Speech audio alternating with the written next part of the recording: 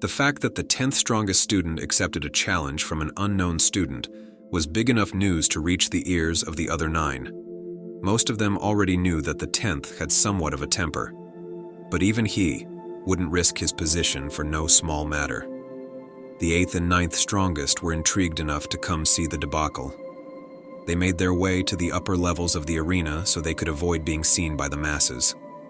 Watching one of the strongest in the school beat up on a small fry isn't fun, but the fact that this was an unknown small fry was enough for it to be somewhat interesting. They stand next to each other with their arms crossed, looking down at the ring. They see their fellow ranked student walk towards the ring and enter. The two seem to exchange some words, and then the new kid pulled out something from his pockets and used higher reasoning to transform it. This was unexpected, because to see someone from the planet Numbers make it to Hominidae is extremely rare. The new kid then threw what he just transformed up in the air. And it was dust. He threw up dust and struck a pose. It was then that the 2 ranked members walked out. Demo was still standing in the pose he took. The 10th ranked just stood there with a blank look on his face, staring at Demo in silence. The entire audience was silent as well. A random audience member was the first to break the silence as he asked the question. Did he just throw up dust to take a pose? With that one question, the entire audience burst out in laughter. Demo, who had never been laughed at before, felt an uneasy feeling swell up in the pit of his stomach. With each second that passed, he felt more and more embarrassed. He stopped his pose and stood up straight. Even the 10th ranked was now laughing at the ridiculousness of it all. Demo had his head down. The lights were strong enough to cover his face in shadows as he lowered it. The 10th ranked took pity on Demo and took him as just a joker who wanted to be funny. "Hey, I didn't know you were special, so I'ma just let it slide." He took a few steps towards Demo as a sign of peace as he kept chuckling while talking. "If you just say you sorry, we good." Demo raises his head. His eyes are brimming with energy and are a deep, glowing red. The sheer menace exuding from his body radiates through the whole arena. The laughter immediately stops, and everyone can feel a cold chill run down their spine. But none felt it as strong as the student in front of him. It was as if death itself looked him right in the eyes and asked him his name. The student jumped back out of preservation of self and took up his fighting pose. Demo lost himself in the rage he felt as others mocked him. He now wants to make sure no one here thinks they can make fun of him. But now the laughter has stopped, and the student in front of him is shaken and looks visibly scared. He realizes that he has already won the fight, and then in his mind, it clicks. He needs to say a cool line and release some evil or bloodlust-filled energy. But to be able to time that precisely might be a little hard. Demo starts thinking about the best way to make it work.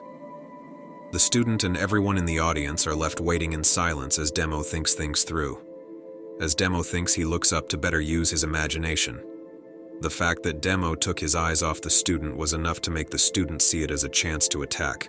The student rushes forward with an insane speed and uses that momentum to jump up and deliver a flying kick aimed at Demo's head. Demo notices the kick coming and is able to react in time and dodge it. He sidesteps the kick, and while the other student is still in the air, they lock eyes for a moment. The student has a sense of dread written all over his face as he sees Demo smile like a crazy person. Before the student is able to land, Demo winds up and sends a roundhouse kick his way. The student, who was already in the air, is sent flying even further. He hits the edge of the ring head first and passes out. The audience, who would usually explode with energy at an ending like this, was silent. They couldn't believe that one of the top 10 strongest students was taken out like this. Demo, who is loving the silence and aura of fear that now fills the arena, looks up with a smug look on his face and starts looking around the room. He then walks to the student he just defeated and kneels down to check on him. The student is still passed out, so Demo tries to wake him up. He slaps him a few times. Around the 7th slap, the student wakes up, dazed and confused. Demo looks him in the eyes. "Tell me what you know about Myos." The student is still in a daze. "Huh?"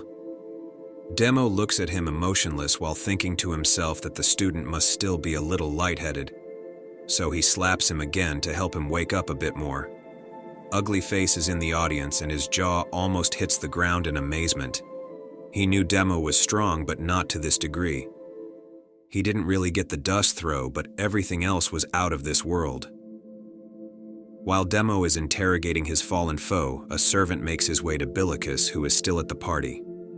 The servant walks all the way up to Billicus and hands him a paper. Billicus is in the middle of a conversation with some high-ranking people in the school. "Excuse me, seems I have some business to attend to." Billicus made it very clear that he can only be disturbed by certain things. The fact that he was means it was big enough to warrant this.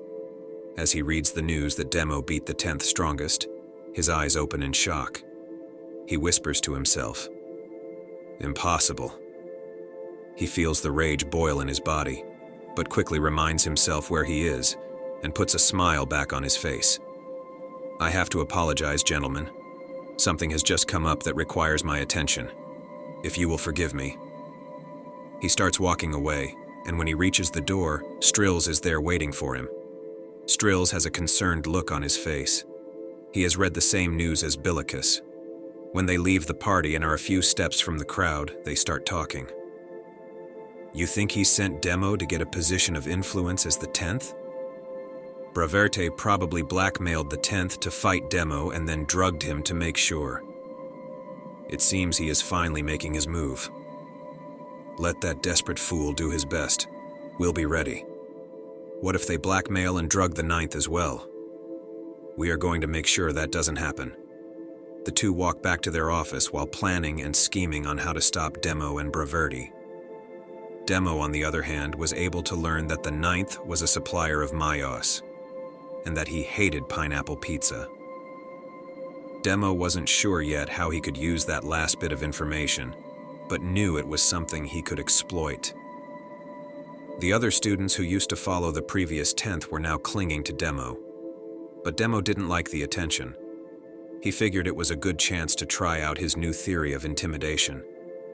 They crowded around him, surrounding him like a pack of wolves ready to pounce. Demo gathered the energy he felt from the feelings of dislike and gathered it in his chest. With that energy, he then let loose a scream of rage. "Leave!" Everyone around him stood there with their eyes wide open. They felt a similar chill down their spine as before. They nodded once and backed off. Only Ugly Face remained. Demo looked at him and was okay with just him following. "Let's go find number 9.